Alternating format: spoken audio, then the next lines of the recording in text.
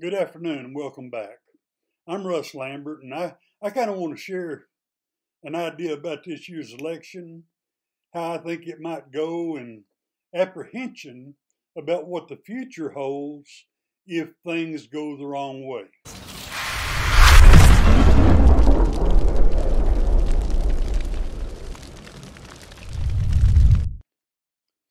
Back in the year 2000, President Bill Clinton was just completing his second term in office. Vice President Al Gore and Texas Governor George W. Bush, they went head to head. Each wanted to be his successor. Now, whether you like Bill Clinton or not, his overall success as Commander-in-Chief was worth noting. Compared to much of our recent history, those 8 years were relatively peaceful, and the economy was pretty doggone good.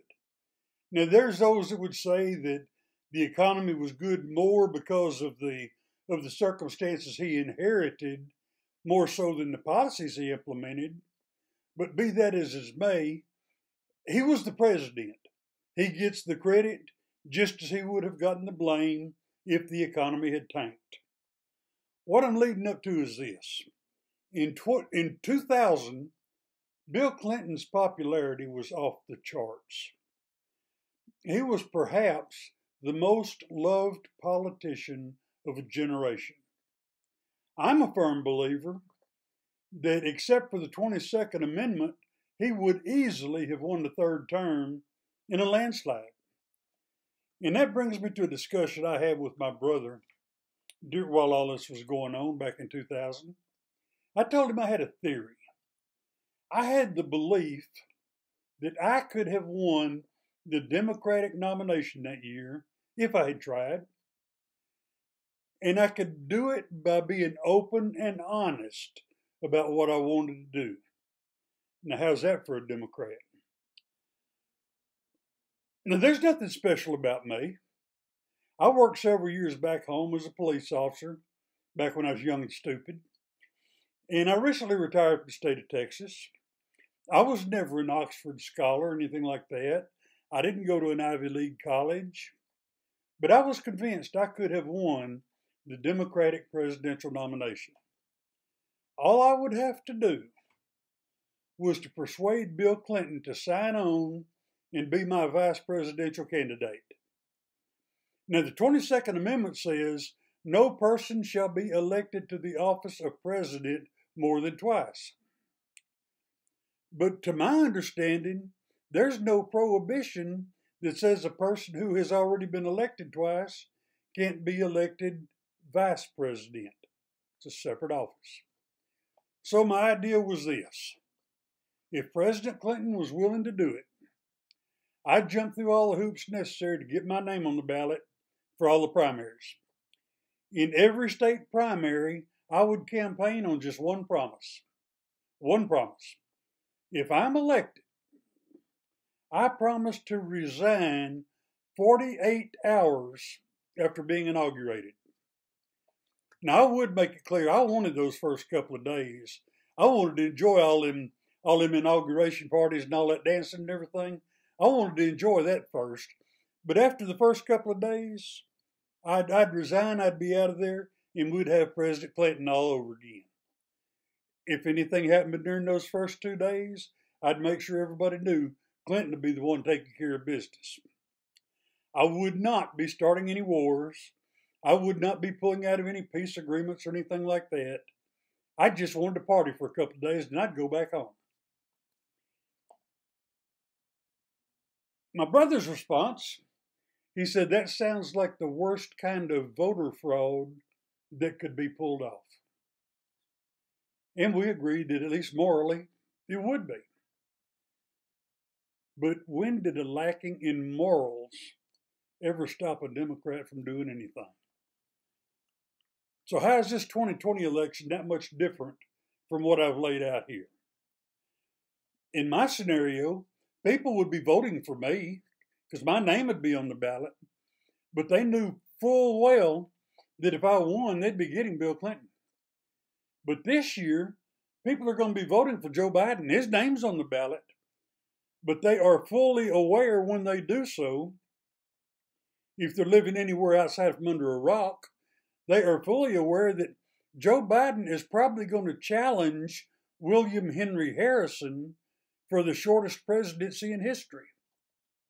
If you don't remember, President Harrison passed away only a month after he was inaugurated.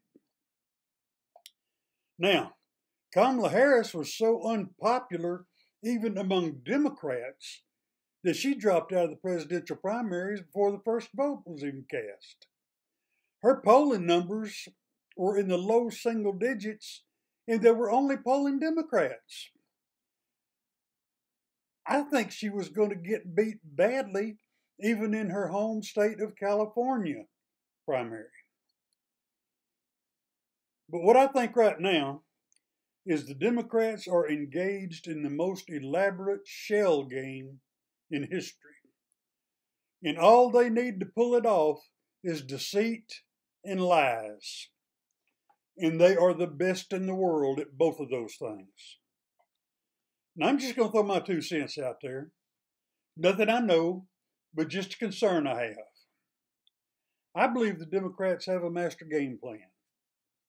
I believe they finagled the primaries and everything what they did behind the scenes to make sure Joe Biden got this nomination this year.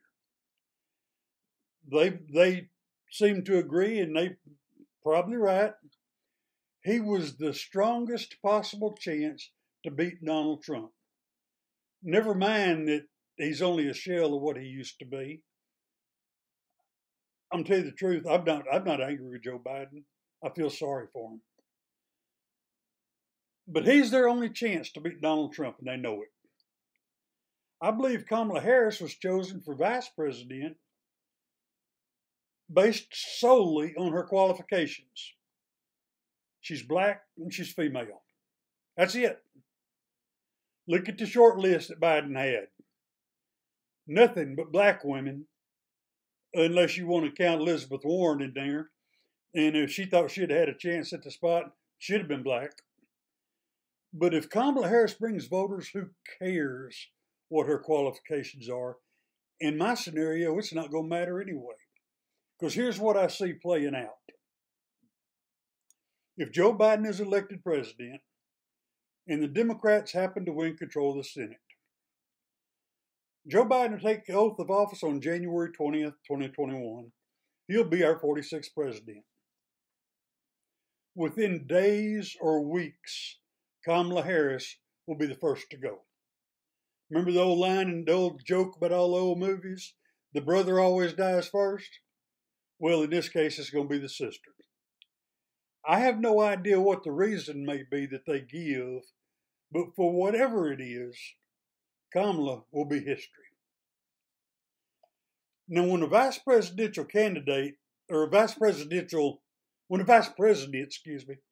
when a vacancy occurs in that office, the president appoints a person to fill that position, and all he needs is simple majority vote in each house. And if the Democrats have won the Senate and they've maintained the House, you got it. There it is. All of a sudden, we got a new vice president, whoever it may be. So fast forward to late winter, early spring, Joe Biden is our Pino. You know what a Pino is? P-I-N-O, president in name only. Really, that's all he's ever been right now. Right now, he's just the 9-0, the nominee in name only. But it just wasn't so blatant before. And by this time, Vice President Harris, she's nothing more than the answer to a trivia question.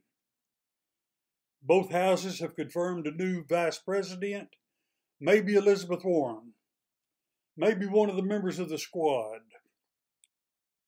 maybe even Nancy Pelosi. With control of the White House and both houses, they can pick whoever they want. The voters have absolutely no say. Now, remember hearing the news here lately how Pelosi's putting together a commission on presidential capacity in the guise of being under the 25th Amendment? You know, where Congress, with this, what she's trying to do, Congress could bypass the cabinet and remove a president. So, bye-bye, Joe. So here we are. Opening day of the 2021 baseball season, and the ceremonial first pitch is being thrown out at Yankee Stadium by President Alexandria Ocasio-Cortez. And to paraphrase Don McLean, I heard Satan laughing with delight the day America died. I hope I'm wrong about all this. I hope it's just a bad dream I had. I hope so. Till next time, be good to one another, and God bless you.